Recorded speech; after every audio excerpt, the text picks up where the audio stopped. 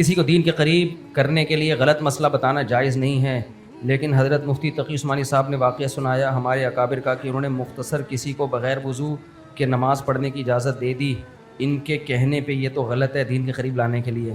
پتہ نہیں واقعہ حضرت نے سنایا نہیں سنایا، اگر سنایا بھی ہے تو اس کا مطلب یہ نہیں ہے کہ کسی کو یہ فتویٰ دے دیا کہ بغیر وضو بھی نماز ہو جاتی ہے، یہ فتویٰ تھوڑی دیا ہے، بہانے کر رہا تھا، انہوں نے بولا پڑھ لے دیکھی جائے گی بعد میں عادت ڈالنے کے لیے، تو غلط مسئلہ کبھی بھی نہیں بتایا انہوں نے۔ حضرت مفتی تقی عثمانی صاحب کراچی میں رہتے ہوئے بھی جامع رشید حاضری نہیں دیتے بلکہ مولانا فضل الرحمان سے ملنے جاتے ہیں، اس کا مطلب یہ ہے کہ وہ آپ لوگوں کی طرف سے متفق نہیں ہیں۔ حضرت مفتی تقی عثمانی صاحب کئی بار حضرت مفتی عبدالرحیم صاحب ان سے ملنے جا چکے ہیں، ملاقات ہوئی ہے۔ جب پاکستان جنگ جیتا تھا تو جو بنیان و مرصوص کانفرنس ہوئی تھی اس میں حضرت مفتی عبدالرحیم صاحب مفتی تقی صاحب ساتھ ہی تھے، دونوں نے ایک ساتھ ہاتھ بلند کیا تھا۔ منفیت پھیلانا چاہو نا، ابھی پورا بیان اسی پہ ہوا ہے تو پھر پھیلاتے رہو بیٹھ کے۔ ابھی حضرت مفتی رفیع عثمانی صاحب کے بیٹے کے ساتھ پوڈ کاسٹ کیے جامع رشید نے، حضرت مفتی رفیع عثمانی صاحب کے بیٹے کے ساتھ دارالعلوم کرنگی میں جا کے پوڈ کاسٹ کیے، اور انہیں بڑی اچھی ماشاءاللہ پوڈ کاسٹ چلی ہے وہ۔ تو باقی وہ حضرت مولانا فضل الرحمان سے کیوں ملتے ہیں؟ اس لیے کہ مولانا فضل الرحمان وفاق المدارس میں ان کا ایک یعنی عہدہ ہے، نام ہے، تو وہ تو ہر ایک سے ملیں گے، اور ہمیں اس پہ کوئی اعتراض نہیں ہے کہ وہ ان سے کیوں ملتے ہیں۔ مولانا فضل الرحمان سے تو مفتی عبدالرحیم صاحب بھی ملے تھے، ابھی ایک ویڈیو نہیں وائرل ہوئی تھی، اور بڑے آرام سے گلے ملے آپس میں۔ اچھا میں تم لوگ کو ایک بات بتاؤں، کئی دفعہ سوچ رہا تھا کہ بتاؤں لیکن میں نے کہا نہیں بتا رہا، لیکن اب موقع آ گیا تو بتا دوں۔ یہ آپ کو علماء دیوبند میں یہ خاصیت نظر آئے گی، آپ ہسٹری اٹھا کے دیکھ لو، جتنا بھی لڑ لیں بالآخر یہ آپس میں بیٹھ جاتے ہیں، دل میں نہیں رکھتے، جتنا بھی لڑ لیں گے۔ میرا مقصد دیوبندی بریلوی یہ نام لے کے میں کبھی بیان نہیں کرتا دیوبندی ایسے تو فلانے ایسے، بھائی اسلام ہے سب کے لیے ہے، لیکن اب ایک چھاپ تو لگا دی ہے نا لوگوں نے، یہ علماء دیوبند ہوتے ہیں فلانے علماء دیوبند، فلانے علماء ہوتے ہیں، بس جو بھی دین کے عالم ہیں عالم دین ہیں، لیکن لوگوں نے ایک چھاپ لگا دی ہے۔ تو ایک سمجھانے کے لیے بتا رہا ہوں کہ جن علماء کی نسبت دیوبند کی طرف ہے نا، ان میں بڑے بڑے اختلافات اس سے پہلے ہوئے ہیں اور پھر دوبارہ بیٹھ جاتے ہیں یہ۔ تو اس لیے عوام کو میں یہ کہہ رہا ہوں کہ اگر کوئی کسی عالم کو فالو کر رہا ہے اور اس عالم کا دیکھ رہا ہے کہ کسی دوسرے عالم سے اختلاف ہو رہا ہے اور زبانی چپکلش بھی ہو رہی ہے، تو بالکل دوسرے کے خلاف زبان مت چلاؤ، یہ دونوں کل بیٹھ کے چائے پی رہے ہوں گے اکٹھے۔ اس سے بڑے اختلاف ہوئے ہیں پاکستان بننے کے بارے میں، مولانا حسین مدنی تو اس کے قائل تھے بننا ہی نہیں چاہیے پاکستان، حضرت مولانا اشرف علی تھانوی اس کے قائل تھے کہ بننا چاہیے پاکستان۔ جب بن گیا ہے نا تو حضرت مولانا حسین مدنی نے پاکستان کی حمایت کا اسی وقت اعلان کر دیا، اور دلیل یہ دی کہ مسجد بننے میں تو اختلاف ہو سکتا ہے کہ بنی جائے کہ نہیں، جب بن جائے تو پھر اس کا احترام مسجد کی طرح لازم ہے۔ ابھی انڈیا میں کسی نے ایک ویڈیو چلائی ہے کہ دیکھو مولانا حسین احمد مدنی تو پاکستان بننے کے خلاف تھے اور ہم حسین احمد مدنی کی اولاد میں یقیناً خلاف تھے، لیکن جب بن گیا تو پھر خلاف نہیں تھے وہ تو۔ اور آپ کو سب سے کم اختلاف اگر نظر آئیں گے نا علماء دیوبند میں نظر آئیں گے، باقیوں میں آپ ذرا گھس کے دیکھو تو صحیح، جو ہو رہا ہے نا وہ بیان کرنے کے قابل نہیں ہے۔ یہاں جب یعنی ایسے ہم نے علماء دیوبند میں اختلاف دیکھے، لیکن تھوڑے دنوں کے بعد وہ ایسے کافور ہوتے ہیں، آدمی حیران ہوتا ہے کہ یار یہ کل کیا کر رہے تھے۔ تو اس لیے عوام ان چکروں میں نہ پڑے تو بہتر ہے۔ کسی کے پاس جایا جاتا ہے نا تو جانے سے پہلے فیصلہ کیا جاتا ہے میں کیا لینے جا رہا ہوں۔ آپ ڈاکٹر کے پاس کیا سوچ کے جاتے ہو؟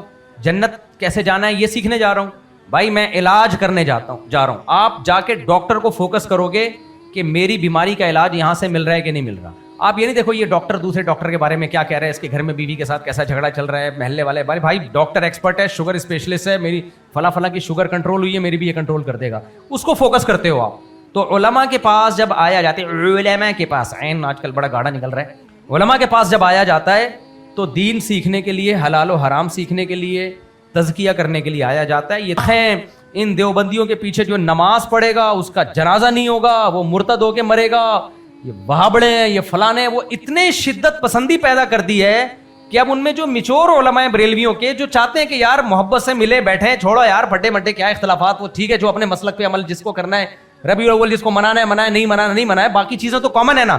وہ خود کہتے ہیں ہم چاہتے ہیں بیٹھے، لیکن ہم بیٹھ گئے نا ہماری پبلک نہیں چھوڑے گی، ہم کو مار ڈالے گی ہم کو۔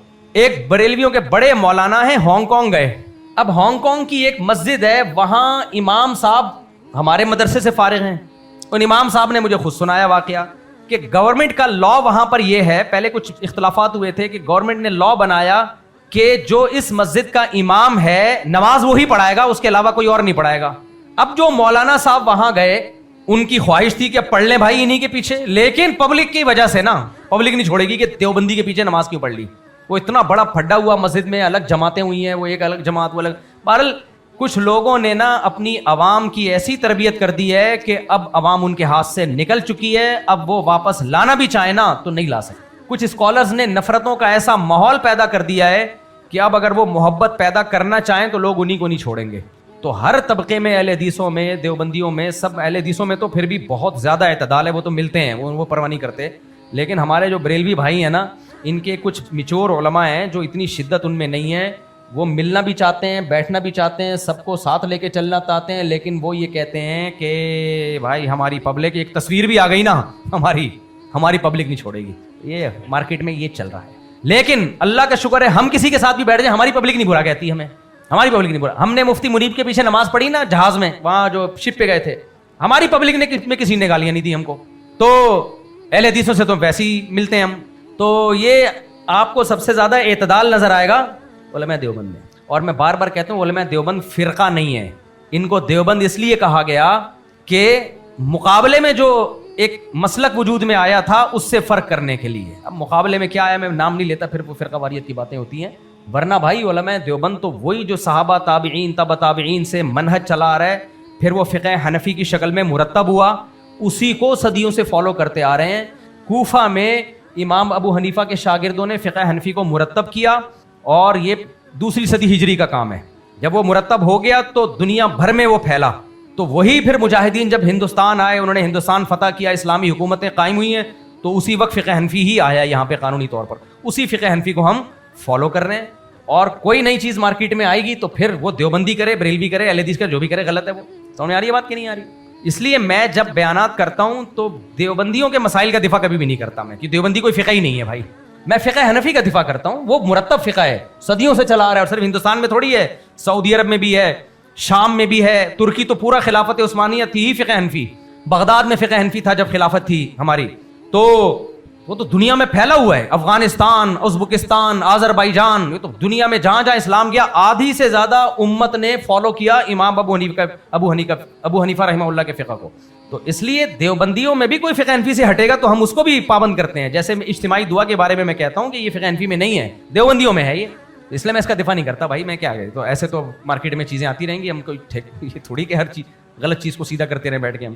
تو اس لیے آپ کو سب سے زیادہ اعتدال نظر آئے گا. اور جتنا بھی یہ لڑل مڑل لینا آپس میں بیٹھ جاتے ہیں. میں نے آگے جا کے نماز پڑھائی ہے, سب سے آگے کھڑا ہوں, بالکل لینڈنگ پوائنٹ ویسٹ, انتہائی ویسٹ, وہم دور کر رہا ہوں آپ کا.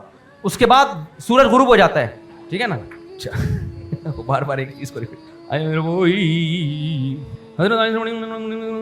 آہستہ پڑھیے گا بھائی, میں تیرا مسئلہ حل نہیں کر سکتا. ابا کا کیس ہے نا, ابا کو کون سمجھا سکتا, سمجھ گئے, کوئی ایسی چھپی ہوئی بات نہیں ہے. سب کا جو کامن کیس ہے, شادی کرنا چاہتا ہوں ابا نہیں کرنے دے رہے, بس یہ کامن کیس ہے. مفتی صاحب میرا نام ارسلان ہے الحمدللہ. پچھلے سال میری بیٹی جس کا نام پتہ نہیں کیا لکھا ہوا ہے جو اوئے ہوئے یہ کہہ رہے ہیں پچھلے سال 14 اگست پہ ہوائی فائرنگ ہو رہی تھی جس سے میری بیٹی گولی لگنے سے شہید ہو گئی. کیا اب 14 اگست کو جب فائرنگ ہوتی ہوگی ان کے دل پہ آرے چلتے ہوں گے. اس پہ واقعی قانون سازی ہونی چاہیے. یہ ہوائی فائرنگ اور بہت سارے کیسز ہیں. اصل میں گولی جب اوپر جاتی ہے نا تو نیچے بھی آتی ہے. وہ آپ سوچو اتنی اوپر سے کوئی پتھر بھی پھینک دے تو کتنی زور سے لگے گا کسی کو. اللہ تعالیٰ آپ کو صبر عطا فرمائے بھائی. کہہ رہے ہیں میاں بیوی میں کسی بات پہ اختلاف ہو جائے اور اس جھگڑے میں بستر الگ کر دیں, وہ الگ الگ سو رہے ہوں تو کتنے عرصے میں ضروری ہے کہ ساتھ سوئیں جب اختلاف ختم ہو جائے؟ نہیں, انجوائے کریں, الگ الگ سو رہے ہیں, انجوائے کریں.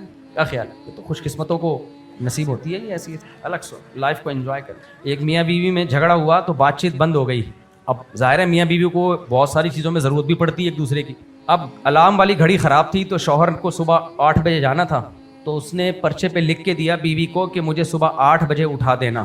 ٹھیک ہے بھائی. صبح اس کی 11 بجے آنکھ کھلی تو غصہ آیا تو دیکھا لکھا ہوا ہے 8 بج گئے ہیں اٹھ جائیں. کتنی سکون کی زندگی گزر رہی ہے کہ نہیں گزر. ایک آدمی ڈاکٹر کے پاس گیا, کہتا ہے ڈاکٹر صاحب میری بیوی جب کچھ بولتی ہے مجھے سنائی نہیں دیتا. تو اس نے کہا یہ تو اللہ کی بہت بڑی نعمت ہے. مفتی صاحب 5 ٹائم کی نماز اگر امام کے پیچھے پڑھی جائے تو کیا ہر رکعت میں خاموش رہیں گے؟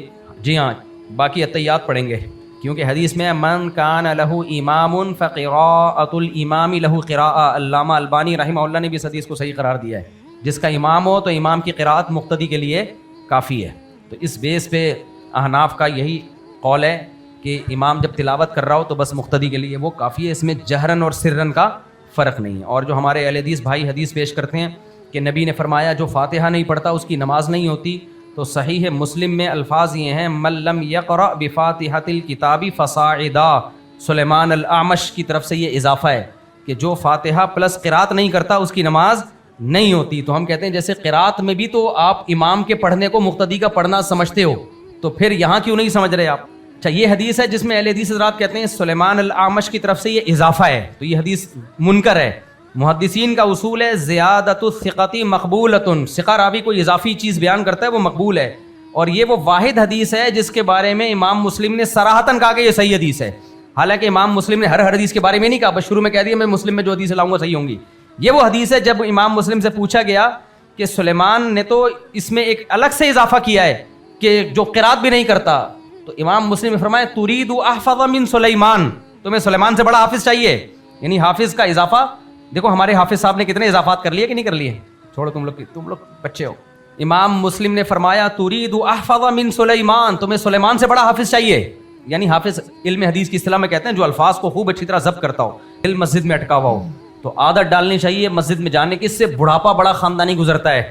یہ جو آپ لوگ کو بوڑھے لوگ نظر آ رہے ہوتے ہیں نا مسجد میں پہلی صف میں آ کے بیٹھے ہوتے ہیں, ان میں ایک بھی ڈپریشن کا مریض نہیں ہوتا.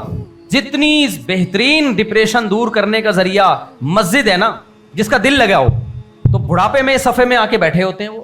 آپ دیکھیں, میں تو دیکھتا ہوں اپنی مسجد کے نمازیوں کو, مجھے پتا ہے ان کی لوکیشن یہ ہے, جگہ یہ ہے, 20 سال سے وہاں بیٹھ رہے ہیں اور نماز سے 15-20 منٹ پہلے آگے بیٹھ جائیں گے. ان کو کیوں, گھر گئے ہیں تو ان کا فوکس کہاں ہے؟ مسجد. تو یہ وہ لوگ ہوتے ہیں جنہوں نے جوانی میں مسجد سے دل لگایا ہوتا ہے. تو ابھی جوانی میں ہی لگا لو میرے بچے دل مسجد سے. ورنہ میں اپنی والدہ کا قصہ سناتا ہوں نا, ہماری والدہ 2 سال کے لیے پیرالائز ہو گئی تھی, تو دماغ کام نہیں کرتا تھا, تو نہ کچھ سمجھ میں آتا تھا نہ کچھ بول پاتی تھیں. لیکن میرے بھائی جب سورہ یاسین پڑھتے ہیں نا, تو سورہ یاسین کا جو رکوع کا آخری لفظ چھوڑتے تو والدہ کی زبان سے وہ لفظ نکل جاتا تھا. السلام علیکم. یہ پشاور اسٹیشن کا بچہ لگ رہا ہے میرے بھائی, کے پی کے اسٹیشن کا ہے بھائی. کس کا ہے؟ آپ کا بیٹا ہے ماشاء. کون سا اسٹیشن ہے؟ کراچی اسٹیشن نہیں ہے, یہ کراچی اسٹیشن نہیں. اٹک صحیح ہے ماشاء اللہ. بیٹھو, چلو. السلام علیکم. ایک منٹ میں یہ بات مکمل کر لوں ذرا, کیا کہہ رہا تھا میں. ہاں, تو وہ اچھا ان کو یہ بھی تھا کہ ان کے ہاتھ میں تسبیح پکڑا دیتے, خود بخود آٹومیٹیکلی چلنا شروع, کیونکہ لاشعور میں تھی ایک چیز. تو میں نے والدہ کے یہ عمل دیکھ کے اب جب میں تجزیہ کرتا ہوں تو میں بولتا ہوں پتہ نہیں اب اس نئی نسل کا بڑھاپا کیا ہوگا.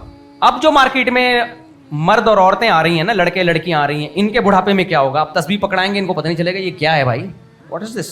اگر یہ اللہ نہ کرے پیرالائز ہو گیا اور دماغ کام کرنا بند ہو گیا, آپ ان کو سورہ یاسین پڑھو گے کچھ بھی نہیں. جیسے ہی ٹک ٹاک کی کوئی ویڈیو آئے گی نا, زندہ ہو کے بیٹھ جائیں گے. یہ لڑکی ہے تو ناچنا, دادی اماں ناچنا شروع کر دے گی. تو جو جوانی میں کیا ہوتا ہے نا, بڑھاپے میں وہی آنا شروع ہو جاتا ہے. اللہ بس ہم سب کا حفاظت میں رکھے. اس لیے جوانی میں دل لگا لو میرے بھائی, اللہ میاں سے بڑھاپا بہت ٹائٹ گزرے گا. انگریز نے جوانی میں دل نہیں لگایا تو بڑھاپا بڑا ہی خطرناک گزرتا ہے اس کا. السلام علیکم. جی وعلیکم السلام. عمرے کے طواف میں طواف کرتے ہوئے اگر کچھ قدم 8-10 قدم سینہ یا پیٹھ کعبے کی طرف ہو جائے تو دیکھو, عمرے میں اگر یوں کر کے جا رہے ہیں نا طواف کرتے ہوئے, سینہ ادھر ہے تو کوئی حرج, پھر اگر دیکھ بھی لیا بیت اللہ کو تو کوئی حرج نہیں ہے, لیکن سامنے دیکھنا چاہیے. دیکھ بھی لیں تو کوئی حرج نہیں, لیکن دیکھنا سامنے نہیں. لیکن اگر سینہ قبلے کی طرف ہو گیا تو اگر وہیں کھڑے کھڑے ہوئے تو بھی کوئی حرج نہیں ہے, لیکن اگر اسی طرح چلنا شروع کر دیا پھر ٹھیک نہیں. کتنے 8-10 قدم میں بھی ٹھیک نہیں. اب اس سے طواف ادا ہو جائے گا کہ نہیں ہو جائے گا یہ مسئلہ اس وقت میرے مسئلہ ذہن میں نہیں ہے. میں دیکھوں گا کہ کتنے قدم چلے, طواف ہوگا نہیں ہوگا, یہ میرے ذہن میں نہیں ہے, لیکن یہ جائز نہیں ہے. اچھا, اور دوسرا یہ مطاف میں نماز ہو جاتی ہے؟ ہاں کیوں نہیں ہو جاتی, ساری دنیا مطاف میں. امام پیچھے ہوتا ہے نا, امام صاحب نہیں. وہ میں نے کل پچھلی دفعہ مسئلہ بتایا ہے کہ جب گول دائرے میں کھڑے ہوتے ہیں نا, تو جو بالکل اس تمیز سے نہیں بیچتے, کرارے پاپڑے اڑے کو گھمائے گا آگے جا کے. پاپڑ اتنا کرارا نہیں ہوگا جتنا بولنے کا اسٹائل اس کا کرارا ہوگا. گرم انڈے ایسے بولتے ہیں نا, یہ کبھی بھی اسٹیشن پہ یہ نہیں بولے گا گرم انڈے, ہاٹ ایکس, کوئی بھی نہیں خریدے گا. ایسا گھمائے گا کہ بندہ کہے گا لے دے, لے آ بھائی, حالانکہ وہ بالکل فریج سے نکلے ہوئے ٹھنڈے انڈے ہوں گے. تو یہ نا یہ ایک دنیا ہے, یہ ایک ادب ہے, یہ ایک نئی لینگویج ہے جس کا ڈکشنری میں کوئی تذکرہ نہیں ملتا. یہ 3 ڈبے والے جو ہوتے ہیں نا, کباڑ والے, کیسے آوازیں نکال رہے ہوتے ہیں. ہاں بھیا ڈبل اے. السلام علیکم. جی وعلیکم السلام. مفتی صاحب ایک سوال یہ تھا کہ جو بینک میں اگر سیونگ اکاؤنٹ ہو میدان بینک میں, اس سے جو پروفٹ ہے وہ جائز ہے؟ جائز ہے. اسلامک بینک کا پروفٹ جائز ہے. تو پھر میں نے کہیں سنا تھا کہ بینک سے گاڑی لینا حرام ہے, مطلب جو سودی بینک ہیں ان سے گاڑی لینا جائز نہیں ہے, اسلامک بینک سے جائز. لیکن اگر دیکھا جائے تو میدان بینک اور یہ جو میدان بینک سے اسلامک بینک ہے, اور جو سودی بینک کہہ لیں آپ, جو سودی بینک کا پروسیس جو ہے, مطلب جو پروسیجر ہے وہ زیادہ اچھا ہے اس پہ کہ اسلامک بینک ہے. وہ اسلامک بینک کہتا ہے کہ ہم ہم جو آپ سے پلنٹی لیتے ہیں نا وہ چیریٹی کرتے ہیں, لیکن میں نے کسی سے سنا ہے کہ پلنٹی اسلام میں ہے ہی نہیں, حرام ہے. نہیں, پینلٹی چیریٹی کرتے ہیں تو اس سے وہ سود کی ڈیفینیشن سے نکل جاتی ہے. آپ نے صحیح سنا ہے, اسلام میں پینلٹی نہیں ہے, واقعی نہیں ہے, پیسوں کی جرمانہ نہیں ہے. لیکن امام مالک سے یہ قول لیا گیا ہے مجبوری میں, کیونکہ اور کوئی حل ہے ہی نہیں لوگوں سے ٹائم پہ پیسے نکلوانے کا. تو اب شریعت یہ تو نہیں کہے گی نا کہ معاملات ہی چھوڑ دو بالکل. لیکن تو ایسے موقع پہ فقہا کے اختلاف سے فائدہ اٹھایا جا سکتا ہے کہ امام مالک کا قول یہ ہے کہ اگر کوئی شخص آپ کے پیسے ٹائم پہ نہ دے تو آپ اس سے ایگریمنٹ یہ کروا سکتے ہو کہ تم اتنے روپے صدقہ کرو گے جرمانے کے طور پہ. گویا وہ منت مان لی ہے اس نے ایک طرح سے کہ میں اتنے پیسے صدقہ کروں گا تاکہ وہ ٹائم پہ پیمنٹ دے. تو اب وہ صدقہ آپ کے ذریعے بھی ہو سکتا ہے. تو وہ گویا کہ کلائنٹ نے ایک منت مان لی ہے, اور یہ مالی جرمانہ بھی اس لیے نہیں کہلائے گا کہ یہ اس کی جیب میں تھوڑی جا رہا ہے جو لے رہا ہے. یوں سمجھو کہ اس نے کہا ہے کہ میں نے ٹائم پہ پیسے جمع نہیں کرائے تو اللہ کے لیے مجھ پر اتنے صدقہ کرنا لازم ہے گویا کہ تو یہ صدقہ واجب ہو جائے گا. یہ اس کو مالی جرمانہ بھی نہیں کہا جا سکتا. دوسری بات یہ تھی کہ لیکن میں نے کسی سے پوچھا تھا, انہوں نے مجھے بولا کہ مطلب سودی بینک جو ہے الفلاح ہو گیا اور وغیرہ وغیرہ, یہاں سے گاڑی لینا صحیح ہے بنسبت کے میدان سے. میں نے لینی نہیں ہے, لیکن مجھے کسی نے بولا تھا تو میری سے کافی بحث ہوئی اس بارے میں. لیکن دیکھو, کبھی بھی جو جس چیز کا ایکسپرٹ نہ ہونا اس سے بحث ہی نہیں کرو. مجھے بھی لوگ ملتے ہیں وہ بالکل اسلامی معاملات میں ان کو سود کے معاملات میں مہارت نہیں ہوتی, اتنا دماغ کھاتے ہیں, ان کو بات سمجھانا ایسے ہوتا ہے جیسے اونٹ کو رکشے میں بٹھانا. تو پھر میں چپ ہو جاتا ہوں, وہ چپ ہی نہیں ہوتے. جو جس چیز کا ماہر نہیں میں اس سے بات کروں کیوں اس بارے میں, تو سمجھ میں بہت مشکل ہے سمجھانا اس کو. تو اس لیے جو ایکسپرٹ ہے نا, اور یہ جو کہتے ہیں دیکھا جائے تو اسلامک بینک اور سودی بینک میں کوئی فرق نہیں ہے, نہ دیکھا جائے تو فرق ہے, جب دیکھا نہیں جائے تو پھر فرق نہیں ہے. میں یہ نہیں کہہ رہا جب ظاہری طور پر ایک ہی جیسے لگتے ہیں, لیکن جب دیکھو گے نا اندر ڈیپ میں جا کے تو بہت فرق ہے. میں یہ نہیں کہہ رہا کہ فرق ہے, میں یہ کہہ رہا ہوں کہ وہ جو بینک الفلاح ہے نا وہ پینلٹی لیتا ہے, لیکن میں نے سنا ہے, مجھے پتا نہیں ہے, لیکن میں نے سنا ہے کسی سے کہ وہ آپ کو ریسپٹ دیتا ہے چیریٹی کی. جو وہ مطلب جو پینلٹی وہ لیتا ہے نا, میزان آپ کو سلپ نہیں دیتا جو چیریٹی کرتا ہے وہ الفلاح آپ کو چیریٹی کی سلپ دے دیتا ہے. کیونکہ میں نے سنا ہے کہ آپ چیریٹی اپنے ہاتھ سے کرو تو وہ نہیں مانتا نا میزان. اچھا, اگر الفلاح بینک جو اسلامی ونڈو ہے اس کی پھر تو ٹھیک ہے, کیونکہ چیریٹی تو اسلامی بینک ہی لے گا نا. الفلاح بینک کی اگر کوئی اسلامی ونڈو ہے پھر تو ٹھیک ہے, اور یہ اچھی بات ہے کہ چیریٹی کی سلپ بھی دے دیتا ہے. تو پھر میزان بینک پہ یہ اعتراض کریں کہ چیریٹی کی سلپ کیوں نہیں دیتا, یہ اعتراض بنتا ہے. لیکن ہم نے اس کی بھی تحقیق کی ہے, تو ہم نے دیکھا ہے کہ جتنی چیریٹی ہے اس کے ایک ایک روپے کا حساب ہوتا ہے. کروڑوں روپے کی چیریٹی مختلف ٹرسٹ میں جاتی ہے, مدرسوں تک میں بھی جاتی ہے.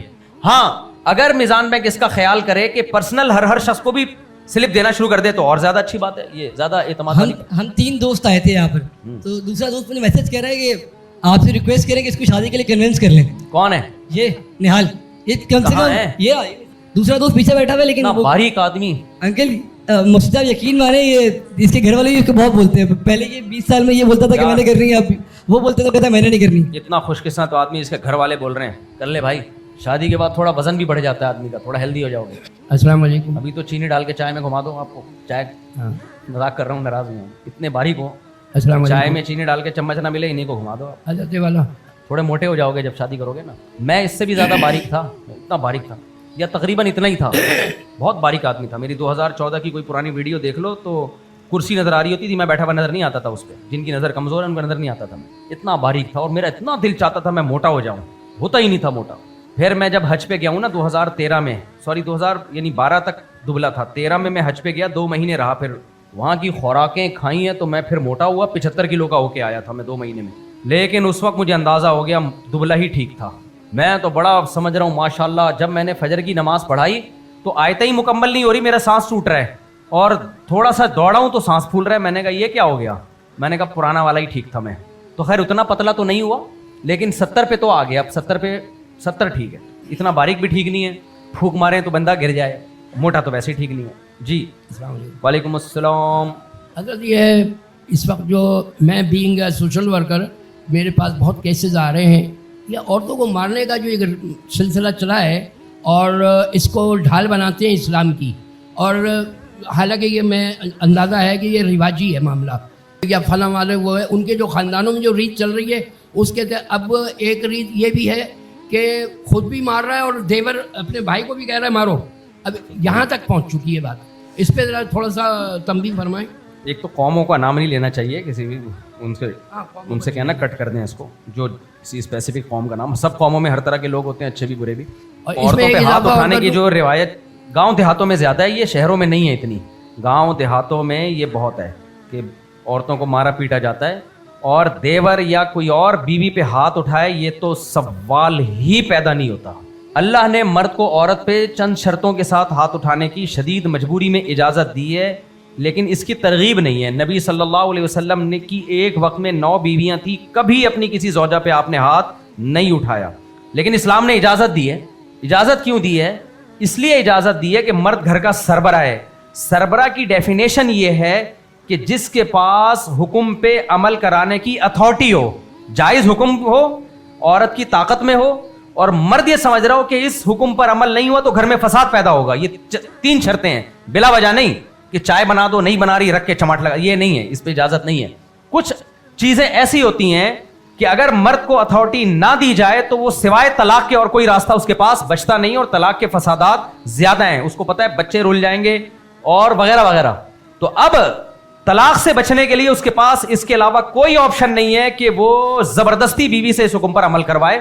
ہر حکم نہیں, وہ حکم جس پر عمل کرنے سے گھر میں فساد پیدا ہو رہا ہے. تو ایسی صورت میں شریعت نے اتھارٹی دی ہے کہ تم ہاتھ اٹھا سکتے ہو. اب یہ لبرل لوگ تو اس پہ بہت باتیں کرتے ہیں, لو بھائی اسلام نے اجازت دے دی. بھائی تم لوگوں کے ہاں میاں بیوی کے رشتے میں اور گرل فرینڈ بوائے فرینڈ کے رشتے میں کم وقتوں کوئی فرق ہی نہیں ہے, تو تمہیں یہ چیزیں سمجھ میں نہیں آئیں گی. تمہارے لیول سے اوپر کی چیزیں. تم نے بڑھاپا کتے کے ساتھ گزارنا ہے, تمہیں کیا کہ طلاق ہوتی ہے نہیں ہوتی, تمہیں کیا ہے. تمہاری بیوی نے کتے کے ساتھ بڑھاپا گزارنا ہے, تم نے بچے تمہارے ہوتے نہیں ہیں. اس لیے اسلام تو فیملی سسٹم پہ بلیو کرتا ہے, خاندانی ایک خاندان ہے, پرمپرا ہے, روایات ہیں. تو اس لیے اسلام نے ہاتھ اٹھانے کی ترغیب نہیں دی ہے, حتی الامکان برداشت. لیکن کچھ آرڈرز ایسے ہیں کہ بیوی اگر ان کو فالو نہیں کرتی تو اسلام کو پتہ ہے یہ ڈیورس کی طرف جائے گا, تو اس لیے مرد کو اجازت دی ہے کہ آپ زبردستی اس حکم پر عمل کروا سکتے ہو. اس لیے یہ بالکل ایسا ہی ہے. دیکھو سربراہ کا ہونا ضروری ہے گھر میں. کوئی اسٹیٹ سربراہ کے بغیر چل سکتی ہے؟ بولو, کوئی بھی اسٹیٹ سربراہ کے بغیر نہیں چل سکتی, تو گھر بھی سربراہ کے بغیر نہیں چل سکتا. گھر کا یہ لوگ جب اعتراض کرتے ہیں نا اسلام نے اجازت دی ہے, تو ہر اعتراض کا جواب اسٹیپ بائی اسٹیپ دیا جاتا ہے. سب سے پہلا سوال یہ کریں کہ کیا کوئی اسٹیٹ سربراہ کے بغیر چل سکتی ہے؟ نہیں. تو گھر بھی ایک چھوٹی سی اسٹیٹ ہے, وہ بھی سربراہ کے بغیر نہیں چل سکتا. نمبر 2, اسٹیٹ میں سربراہ کو اجازت ہوتی ہے کہ نہیں ہوتی کہ وہ کوئی آرڈر دے تو اس آرڈر پہ زبردستی عمل کروا سکے, یا اس کا کام صرف ایک موٹیویشنل اسپیکر ہے, وزیر اعظم اور صدر کا کام کہ آپ لال بتی پہ گاڑی روکیں نہ روکیں وہ صرف سمجھاتا رہے؟ نہ میرے بھائی, اس نے ڈنڈے کے لیے پولیس رکھی ہوئی ہوتی ہے اپنے پاس. تو ایسے ہی گھر میں بھی یہ ضروری ہے کہ کوئی سربراہ ہو تاکہ فیملی سسٹم ٹوٹے نہیں. تو وہ سربراہ یا تو بیوی کو بنایا جاتا یا مرد کو بنایا جاتا. عورت کو اگر بنایا جاتا تو مرد اس کی سربراہی نیچرلی قبول نہیں کرتا, کیونکہ اللہ نے طاقت مرد کو دی ہے. تو ہمیشہ سربراہ طاقتور کو بنایا جاتا ہے, جس کے پاس پاور ہو. تبھی میں ایک بات بار بار کہتا ہوں جو ہمارے لوگوں کو سمجھ میں نہیں آتی. کمزور حکومت جو نیک ہو نا, ایماندار ہو, وہ کنٹری نہیں چلا سکتی. کرپٹ جو پاورفل ہو وہ پھر بھی چلا لے گی, نقصان دونوں کا ہوگا. اس لیے ہماری رائے میں جو بادشاہی نظام ہے نا, وہ اس جمہوری نظام سے 100 گنا زیادہ بہتر ہے. بادشاہ 4-6 غلطیاں کر رہا ہوگا لیکن آرڈر چلتا ہے اس کا, جہاں وہ سمجھے گا غلط ہو رہا ہے ڈنڈے سے ختم کر دے گا. جمہوریت میں یہ نہیں ہوتا. جمہوریت میں یہ ہوتا ہے اس کو پتا ہے 5 سال کے لیے میں آیا ہوں اور اختیارات بھی میرے پاس نہیں ہے. یہی نہیں, ہم اب دیکھو ہم لوگ کراچی میں جب بات کرتے ہیں ہمیں یہ نہیں پتا یہ سڑک بنانا ہے کس کے ذمے, گٹر کا ڈھکن کس کے ذمے ہے, وہ کہتے ہیں میرے ذمے نہیں. آپ 5 سال تو عوام کو یہ سمجھنے میں لگ جاتے ہیں کہ یہ شعبہ کس کا ہے. تو اس لیے اسلام میں حاکم کا تصور کیا ہے؟ پاور ہو. تو اب کیا ہے, عورت کو حکمران بنایا جاتا نہیں چلتا نظام, تو مرد کو اللہ نے نیچرلی طاقتور بنایا ہے. تو حاکم بھی کس کو بنایا؟ اللہ نے مرد کو بنایا. جب حاکم بنایا ہے تو دنیا میں ایسا کوئی حاکم کا لفظ یہ نہیں بتا رہا کہ عورت مرد کی غلام ہوتی ہے. ہم صدر یا وزیر اعظم کے غلام نہیں ہیں, ماتحت ہیں. سمجھ میں آ رہی ہے بات کہ نہیں؟ میں ایک لفظ اس لیے کہ یہ لبرل لوگ نا کلپ چلا کے دیکھو یہ لوگ عورتوں کے لیے کتنے ظالم ہوتے ہیں, دیکھو یہ ایسے ہوتے ہیں, دیکھو یہ ویسے ہوتے ہیں. نہ, عورت غلام نہیں ہے, ماتحت ہے. جیسے ہم حکومت کے ماتحت ہیں, ہم کو زرداری کے غلام ہیں بھائی, ماتحت ہیں. اب دیکھو مجبوری میں زرداری صاحب ہمارے سربراہ بن گئے تو کیا کریں, مجبوری ہے بھائی. اب عورت کو کیا ہے کہ سربراہ آدمی ہے, تو سربراہ کی ڈیفینیشن یہی ہے کہ جس کے پاس قوت نافذہ, یہ نافذہ کا لفظ یاد کر لیں, پاور ہو کہ وہ اپنا آرڈر منوا سکتا ہو. انگریز اس کو نہیں مانتا, وہ کہتے ہیں آپ آرڈر آپ بول لو کہ ریکویسٹ ہے میری, ریکویسٹ لکھ کے بھیج دو. وہ مان لے ٹھیک ہے, نہیں مانے تو کچھ بھی نہیں ہے, رشتہ وشتہ نہیں ہے, گرل فرینڈ بوائے فرینڈ والا ہے, اس کا موڈ ہے تو ڈیٹ مار دے, موڈ ہے تو نہیں مار دے, تو یہ نہیں چلتا. پھر مرد کی ذمہ داری سربراہ مملکت سے بھی زیادہ ہے. ملک کا جو سربراہ ہوتا ہے وہ آپ کے خرچے پہ کھاتا ہے اور آپ ہی کے پیسے آپ کو لوٹاتا ہے, جبکہ شوہر خود کمائے گا اور اپنے خرچے پہ کس کو کھلائے گا؟ بیوی کو. تو اس کو اتنا رائٹ بھی اگر نہ دیا جائے نا کہ وہ اپنی بات زبردستی منوا سکے, تو پھر وہ آدمی نہیں ہے, وہ مکھنچو ہے, وہ جمشید ہے. یعنی وہ والا جمشید جو بیان نہیں سن رہا, وہ کچھ بھی نہیں ہے. اس لیے ہمارا جو فیملی سسٹم تباہ و برباد ہو گیا نا. دوسری بات, ماتحت کے پاس یہ اتھارٹی نہیں ہوتی کہ وہ سربراہ کوئی آرڈر دے اور وہ یہ کہتے میں سربراہ کوئی نہیں مانتا. یہ اتھارٹی نہیں ہوتی. اسی لیے عورت کے پاس یہ اتھارٹی نہیں ہے کہ شوہر کسی بات کا کہہ رہا ہے اور وہ کھلا لے کے نکل لے پتلی گلی سے, تو میرا سربراہ ہے ہی نہیں. طلاق کا حق بھی اللہ نے کس کو دیا ہے؟ مرد کو دیا ہے. مرد کو یہ جو رائٹس دیے ہیں نا, یہ سب عورت کے فیور میں ہے. اینڈنگ میں کس کو فائدہ ہوتا ہے اس کا؟ عورت کو فائدہ ہوتا ہے. آج ایک وکیل کی میں نے ویڈیو دیکھی ہے, وہ کہہ رہا ہے اسلام آباد میں ڈیلی 300 کیسز طلاق کے ہیں. ڈیلی. آپ اندازہ لگاؤ یار, پورے ملک سے آ رہے ہوں گے ڈیلی 300 کیسز. وجہ کیا ہے؟ ڈراموں فلموں نے عورت کو یہ بتا دیا کہ تم میں اور تمہارے میاں میں کوئی فرق نہیں ہے. تو نتیجہ کیا نکلا ہے؟ مرد بھی جان چھڑاتا ہے, یار عذاب مصیبت پال لیا میں نے, جان چھوڑا. عورت بھی ذرا ذرا سی بات پہ جان چھڑاتی ہے. تو یہ وہی گدھے گھوڑے والا سیٹ اپ ہو جائے گا کچھ عرصے میں جا کے. تو اس لیے مارنے کی شریعت میں ترغیب بالکل بھی نہیں ہے. لیکن ایک اور اللہ نے 3 اسٹیپ بتائے ہیں کہ اگر جائز باتوں میں تمہاری اطاعت نہیں کر رہی ہے تو پہلی بات آرام سے نصیحت کرو, پھر بھی نہیں ہے تو بستر الگ کر دو, پھر بھی نہیں ہے تو تیسرا اسٹیپ کیا ہے؟ ہاتھ اٹھا سکتے ہو تم, اجازت دی ہے. ہاں, ہاتھ اٹھانے میں یہ نہیں ہو سکتے ہاتھ پاؤں توڑ دے, وہ پھر قصاص ہے. شوہر اگر بیوی کا ہاتھ توڑ دے گا تو شریعت بیوی کو اتھارٹی دیتی ہے کہ شوہر پہ کیس کر کے اس کا بھی ہاتھ توڑوائے. وہ اسلام میں تو اتنا رائٹ ہے نہیں ہے. بچے حنفی طریقے سے پڑھ رہے ہیں, اماں حنفی طریقے سے پڑھے بچے, تو کوئی اتنا بڑا ایشو ہے نہیں ہے. یہ ہمیشہ سے مسلمانوں میں حنفی شافی اکٹھے رہے ہیں, اب اہل حدیث بھی ہیں تو وہ بھی اکٹھے ہیں.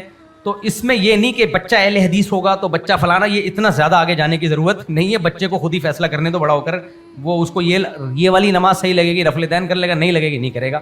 اتنی بات ضرور ہے کہ اہل حدیثوں میں شادی اگر ہوئی تو یہ بتا دو, اگر جیسے بیٹی اہل حدیث میں دی, اتنی بات ضروری ہے, ان کو بتا دو کہ اگر 3 طلاقیں دی نا واپس نہیں بھیجیں گے, ہم واپس نہیں بھیجیں گے, کیونکہ یہ مسئلہ اختلافی نہیں ہے, یہ اختلافی بنا لیا گیا ہے. اہل حدیثوں سے جو ہمارا باقی مسائل میں اختلاف ہے, فروعی اختلاف ہے, جو معتدل اہل حدیث ہیں. ہمارے جتنے اکابر ہیں ان کی کتابوں میں یہ لکھا ہے کہ اہل حدیث میں رشتہ کرنا جائز ہے, ایک شرط ہے بس, متشدد نہ ہو. اسلاف کو, امام ابو حنیفہ کو برا بلا نہ کہتا ہو, اسلاف کو. بعض اہل حدیث کرتے ہیں ایسا, سب نہیں کرتے, بعض صحابہ تک کو بھی نہیں چھوڑا بعض نے تو. لیکن جو اہل حدیث کا اصل مسلک ہے وہ یہ نہیں ہے, وہ صحابہ کی عظمت جیسے ہمارا مسلک ہے. تو اس لیے کوئی حرج نہیں ہے, لیکن اتنی تحقیق کر لینی چاہیے کہ یہ متشدد نہ ہو. باقی ہم بیٹھے ہوئے شادی کے بعد کوئی دلیل میں کچھ مسئلہ ہوا تو آ کے ہم سے پوچھے. حافظ ابن حجر کے بارے میں مشہور ہے کہ ان کی بیوی حنفی تھی, علامہ عینی تھے, ان کی بیوی شافی تھی, یا جو حنفی تھے خود, یا ابن حجر تھے خود شافی تھے, بیوی حنفی تھی. تو وہ جو دلائل لکھتے تھے نا حناف کے مذہب پہ رد کرنے کے لیے, ان کی بیگم اس کے خلاف, وہ دیکھ لیتی تھی کہ یہ جواب ہے. ان دونوں میں سے کوئی ایک گزرے, بھی بہت پرانا واقعہ ہے, مجھے یاد نہیں ہے. تو یہ ہمیشہ سے ہوتا رہا ہے, کیونکہ یہ اہل سنت والجماعت کے ہی مسلک ہیں, تو اس میں اتنی شدت جائز نہیں ہے کہ شادی بھی. اللہ نے یہودی عورت سے نکاح کی اجازت دے دی ہے بھائی. ایک آدمی کا فون آیا, مجھے کہنے لگا مفتی صاحب جماعت اسلامی کی لڑکی ہے, میں اس سے شادی کرنا چاہتا ہوں, جائز ہے؟ میں نے کہا جماعت غیر اسلامی سے کر لے, پھر تجھے لڑکی ایسی چاہیے جو جماعت غیر اسلامی کی ہو. میں نے کہا تو جماعت اسلامی کی ہے نا, سبحان اللہ. شادی کرو کم بختوں, بس باتیں کرنا چھوڑ دو. زندگی منہ کے فائر ہیں, منہ کے فائر. السلام علیکم ورحمۃ اللہ وبرکاتہ. مفتی صاحب, میرا سوال وراثت کے بارے میں کہ اگر کوئی والدین کسی بچے کو وراثت میں کسی بچے کو گود لیتے ہیں حقیقی والدین سے, نہیں, اس کا وراثت میں حصہ نہیں ہوتا. البتہ زندگی میں اس کے لیے 1/3 کی وصیت کی جا سکتی ہے, 1/3 کی, یا زندگی میں ہی اس کو قبضے میں دے دیا جا سکتا, قبضے میں ہینڈ اوور کر دے. اور اگر وہ اپنے حقیقی والدین سے حصہ لے, وہ تو ملے گا, اس کو لازمی ملے گا, وہاں سے ملے گا. حقیقی والدین سے اس کو لازمی حصہ ملے گا, چاہے وہ پالا, اس کو کوئی بھی پال لے. مفتی صاحب, آج کے دور کے منافق کی تھوڑی سی وضاحت کیجیے. اس لیے ایک تو کہتے ہیں منافق جو اس اول دور میں تھے, وہ جو دین کا لبادہ اوڑھتے تھے اور منافق تھے, آج کے دور میں منافق کسے کہیں گے؟ دیکھیں, دیر آر 2 types آف منافق, 2 قسمیں منافق کی. ایک عقیدے کا منافق, وہ اپنے آپ کو کافر کہتا ہے, کافر سمجھتا ہے, لیکن پبلک کے سامنے نہیں. بند کمرے میں یا اپنے دوستوں میں کہتا ہے بھائی میں کافر ہوں, میں مسلم ہوں, پبلک میں آ کے کہتا ہے میں مسلم ہوں. یہ والے منافق نبی کے دور میں تھے اور اللہ نے وحی کے ذریعے نبی کو بتائے. اس دور میں یہ والے منافق مارکیٹ میں بہت کم ہیں. دوسرا منافق ہے عمل کا منافق, یہ ہول سیل کے حساب سے بھرے ہوئے ہیں, باتیں کچھ اور ہیں اور عمل کچھ اور ہے. جہاں مفاد نظر آیا ادھر کو لڑک گئے, یہ عمل کا منافق ہے. اور اس کی 4 علامتیں نبی صلی اللہ علیہ وسلم نے بتائی ہیں. बात करेगा झूठ बोलेगा, सच बोलेगा तो पकड़ा जाएगा।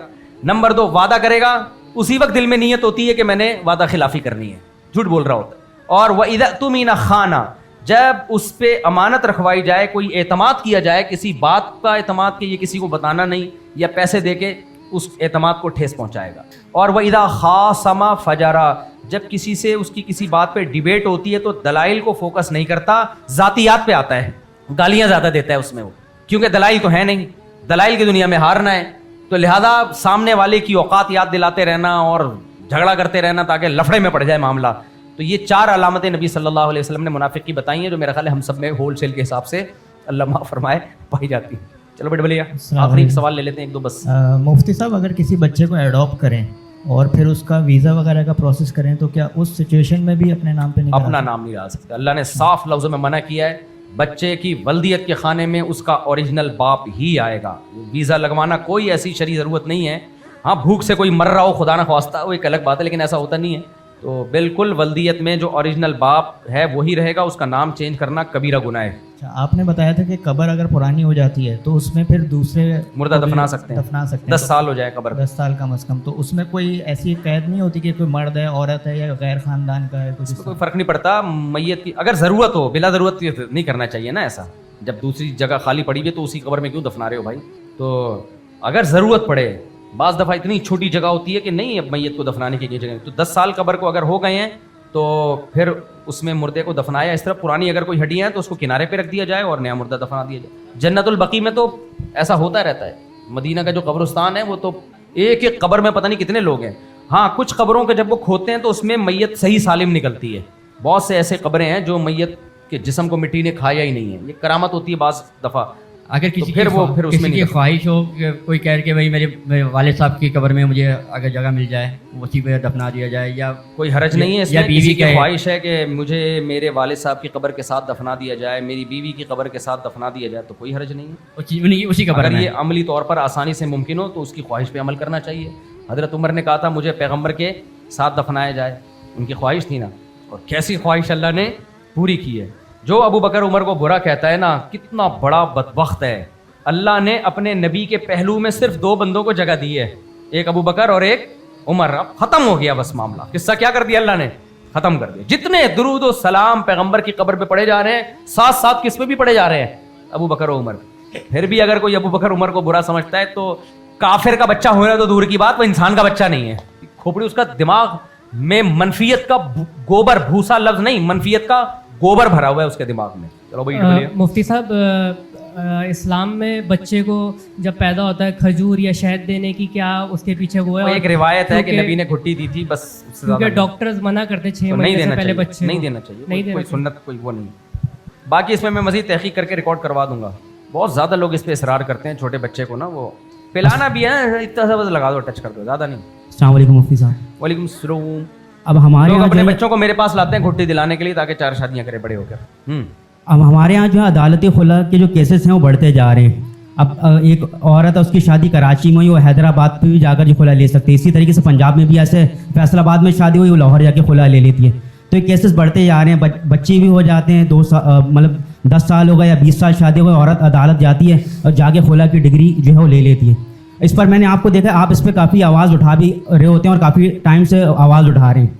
तो सिर्फ इसके अलावा मतलब आपके अलावा और भी तो उलमा की जिम्मेदारी है जो इसके ऊपर जो है आवाज़ उठाएं या जो है कोर्ट में जाकर इस मामले को किसी तरीके से इस ऑर्डर के ऊपर पास कराया जाए। क्योंकि मुशर्रफ के दौर से परवेज़ मुशर्रफ के दौर से पहले जो अदालती खुला का जो निज़ाम था वो शरीयत पे था, मगर उसकी हुकूमत के बाद से ये जो है वो तो हो नहीं सकता ऐसा कि जो है उलमाए कराम इसके ऊपर खड़े होके, क्योंकि हमारा ख़ानदानी निज़ाम वाकई में तबाह व बर्बाद हो रहा है। औरत जो है दूसरे मर्द से शादी कर रही है, तो ये मेरा सवाल है। जब आदमी को पता होगा कि मेरी बीवी किसी भी वक्त मुझे छोड़ के जा सकती है तो वो टाइम पास करेगा उसके साथ। तो अभी एक वकील की वीडियो आई है, बहुत अच्छी बातें की उसने। कहता है पहले ज़माने में था डोली आई है खटोली निकलेगी, तो होश ने उसको तंज किया ना कि इसका मतलब जनाजा निकले। उसने कहा इसका मतलब ये नहीं है कि जनाजा निकले, ये एक औरत को समझाने के लिए कहा जाता था कि घर बसाना है। तो हम तो आवाज़ उठा रहे हैं, दूसरे उलमा भी मीडिया पे ही नहीं है तो बेचारे आवाज़ कैसे उठाएंगे। अभी तक तो बहुत से उलमा इसमें बहस में हैं कि मीडिया पे आना जायज़ भी है या नहीं। तो हम लोग बहुत लेट चल रहे हैं, क्या करें? अल्लाह करे सब आवाज़ उठाएं। असम्बलियों में जब तक आवाज़ नहीं उठेगी उस वक्त तक बात बनेगी नहीं। चलो बेटे बोलिए। पूछना था ये तजदीद ईमान जो है वो सिर्फ ला इलाहा इल्लल्लाह मोहम्मद रसूलुल्लाह पढ़ लें तो उससे हो जाएगा? नहीं, तजदीद ईमान में ज़रूरी है कि जो कलमा कुफ्र ज़बान से कहा है साफ़ लफ्ज़ों में उससे रुजू का ऐलान करे, तौबा करे उससे कि ये मेरे ज़बान से निकला, मैं अल्लाह इससे माफ़ी मांगता हूँ। जब भी कोई गैर मुस्लिम मुसलमान होता है ना तो सिर्फ ला इलाहा इल्लल्लाह पढ़ लेना काफ़ी नहीं है, वो अपने पुराने मज़हब से बराअत का ऐलान करे। बरात का मतलब ये होता है कि उससे दस्तबरदार हो जाए। अब दस्तबरदार का मतलब क्या होता है? आजकल उर्दू विड्रॉ हो जाए। हमें याद है 20 साल पहले इंग्लिश का कोई लफ्ज़ बोलो तो उर्दू में समझाना पड़ता था, अब उर्दू का कोई लफ्ज़ बोलो तो इंग्लिश में समझाना पड़ता है। ये चेंज हो गया, अल्लाह हिदायत। उर्दू को प्रमोट करो मेरे भाई, बड़ी प्यारी ख़ानदानी ज़बान है उर्दू। उर्दू को हल्का नहीं लो तुम लोग। क्या बात की है शायर ने, बात ही याद नहीं आ रही। हाँ, सलीके से फ़ज़ाओं में जो खुशबू घोल सकते हैं, सलीके से फ़ज़ाओं में जो खुशबू घोल सकते हैं, अभी कुछ लोग बाकी हैं जो उर्दू बोल सकते हैं। उर्दू बहुत मुहज़्ज़ब, तमीज़ की, मीठी और खूबसूरत ख़ानदानी ज़बान। हर ज़बान के अपनी एक सिंधी में मिठास बहुत है, नरम ज़बान है सिंधी, और पश्तो उसके बिल्कुल अपोजिट। एक बंदा सिंधी बोल रहा हो नरम, पश्तो बोल रहा हो, आदमी को लगेगा अभी पड्डा होने वाला है हमारा। बाकी पठानों में फिर पश्तो में एक अलग कुछ चीज़ें हैं, गैरत और ये सब वगैरह वगैरह। तो हर ज़बान का ना अपना। उर्दू की जो बड़ी बेहतरीन खासियत है पता है क्या? तहजीब अगर किसी ज़बान में आपको मिलेगी, मुहज़्ज़ब बनना है, उर्दू के अलावा कोई ऑप्शन नहीं। घरों में उर्दू चला दो, देखो आइए, बैठिए, जाइए, लाइए, ये। बाकी ज़मानों में इतनी तमीज़ वमीज़ नहीं है मेरे भाई, इंग्लिश में भी नहीं है। हत्ता कि अरबी बलागत में तो बहुत आगे है, लेकिन अदब में जो उर्दू का आप देख लो ना, उर्दू असल में डेवलप कहाँ हुई है? किसी भी ज़बान जो जहाँ वो नशोनुमा पाती है ना, उसके असरात आते हैं। उर्दू बादशाहों के महलात में प्रोमोट हुई है, बनी तो एक इंडिया, वो पाकिस्तानी एक खातून है, बड़े ज़बरदस्त हैं तो वो साइंटिस्ट, लेकिन वो बड़ी अच्छी डॉक्यूमेंट्री बनाती हैं। उन्होंने उर्दू पे एक बड़ी अच्छी वीडियो बनाई है, मैंने वो पूरी वीडियो देखी है क्योंकि बड़ी दिलचस्प बनाई है। उन्होंने कहा उर्दू पैदा पंजाब में हुई है। उर्दू कहाँ पैदा हुई है?